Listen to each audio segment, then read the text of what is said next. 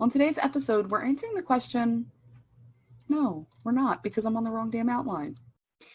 So the number one thing that helped me, I'm an introvert. I can sit here and watch videos of myself and pick them apart. I say way too much, like all those things that they trigger me, they bother me if I really sit down and think about them. And the one thing that really helped me get over that was video is not about me. It's about who I am serving and who I'm supporting. And I might have said this on the last episode, but the question I asked myself, if I could change somebody's life, if I could make somebody's day better, if I could make their minute better, is it worth it for me to get on video? And the answer is always yes. And nobody's ever told me no when I ask them that question. So when we can look outside ourselves, because all those fears, how we look, saying the wondering if anybody's going to watch, like that's all internal, and it's very scarcity mindset, right? Whereas if we're putting ourselves out there, we're being in abundance because we know we're going to change somebody's life. We know we're going to help somebody. And we may not always get that instant gratification, but please understand this. Somebody is always watching. Always. They may not tell you because they may be an introvert like me. Like introvert Crissy doesn't like always acknowledge, hey, you've changed my life. Hey, you've made my life better. It's uncomfortable, right, for me to do that because as an introvert, I just would prefer to like hide, like don't look at me. But as the business owner introvert, I know that the only way to get my message out there, the best way to get my message out there is by being on video and putting my feelings and fears aside, knowing that I can serve and support and help somebody else. I am one of those hypercritical people of myself. And, I'll say something to Jenny about myself, and she says, don't talk about my friend that way. Oh, and I say that to my friends. Isn't it? It's you really, and I think if you're really struggling with this, have somebody on your side, on your team that can say those kinds of things to you and just be like, oh, this is so good. And that can build you up because it is hard to get over. Yeah, and absolutely. You pick apart every little flaw that you think you see. Right. Does anybody actually care if you show up with a messy bun and a t-shirt? Like, does anybody care, Crissy? No, not at all. Mm-hmm. Not at all. I mean, especially if that's like who you are, like being vulnerable, being real and raw is what is going to attract more people to you than not. One of the things that, especially at the beginning of the pandemic, I was all over the place with my brain, but I was really thinking about the word vulnerability because authenticity and transparency and vulnerability, they all kind of work together, but vulnerability is another level.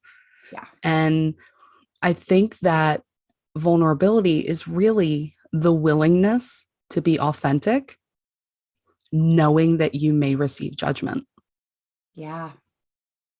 To put yourself out there in a way that allows other people and to be okay with it.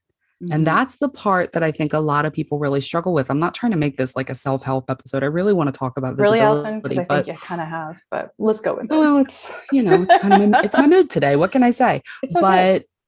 But if you want to get the benefits of visibility, you have to be okay being vulnerable, right? Yes. And I mean, I think when we turn the camera on, whether we're about to talk about something emotional or not, we're sometimes just being vulnerable because we're putting ourselves out there. When we choose to get on camera or go support and serve somebody else when we're having a crappy day at home, we're being vulnerable, right? Because we don't know what's going to come out of that, especially if you're live. You never have any idea what's going to come out of your mouth when you're live, right? Is anybody else with me on that? Oh, yeah, because absolutely. I plan, but sometimes it can do a U-turn and like it can become very emotional really fast, especially if things are going on home. So I feel like every time we put ourselves out there and it's not scripted, we're being vulnerable in some way, shape, or form. Kind of like right now. Sure. Yeah. What do you think about just going live and just saying, oh, you know what, it's X day at X time, I'm just going to go live? Or should you be planning ahead and letting your people know? What's the best kind of tactic to make it get the most out of it?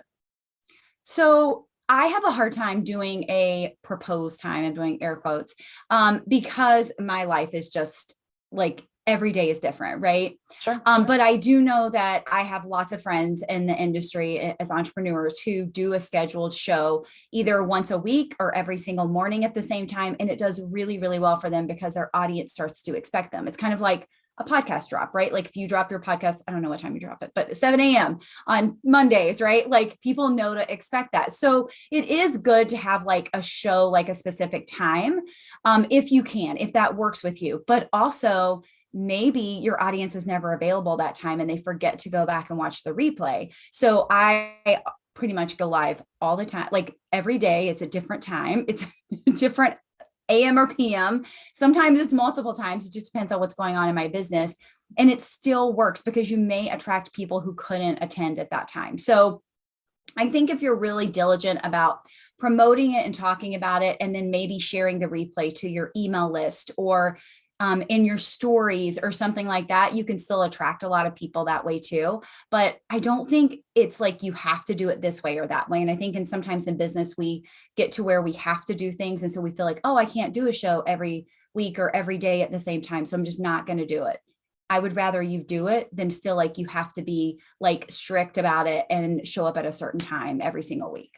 I think that's smart because for people, so there's some people, I like a schedule. I know Allison, not so much, right? So between, and we have a podcast together. It makes it fun. But being able for me to be able to say, okay, every Tuesday, I'm going to go live at 10 o'clock in the morning or something, that works for me because I like that sort of regularity. Right. The problem is, how do you keep people going? What if they've created a regular show, Crissy, Tuesday mornings, 10 o'clock in the morning, they're supposed to go live and they do it for 4 or 5 weeks and nobody's showing up, like they're not seeing anybody with them. Nobody's doing anything with them. That can start to feel incredibly discouraging. What advice would you give people? Number one, I would say do anything for 90 days. I'm a big 90 days girl, like do things in one quarter because you start to really see the results the next quarter.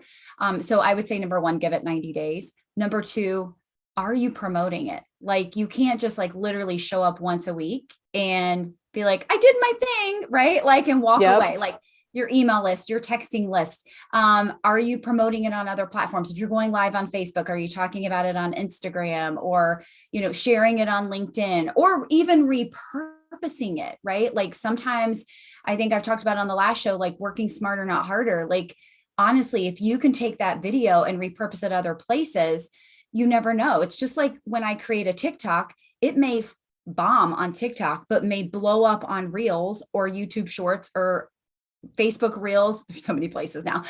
So it could like do really well one place, but not really well on another. And so I say give that piece of content multiple opportunities, give it multiple places to live so that you can reach the maximum amount of people with less effort. And also, again, just keep promoting it and talking about it. Even if you get tired of hearing yourself talk about it, keep talking about it because people don't listen. There's so much noise and we get to break through the noise by continuing to repeat ourselves. We've all heard the horror stories.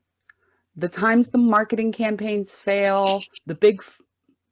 Seriously, I was doing so damn good. I'm gonna mute.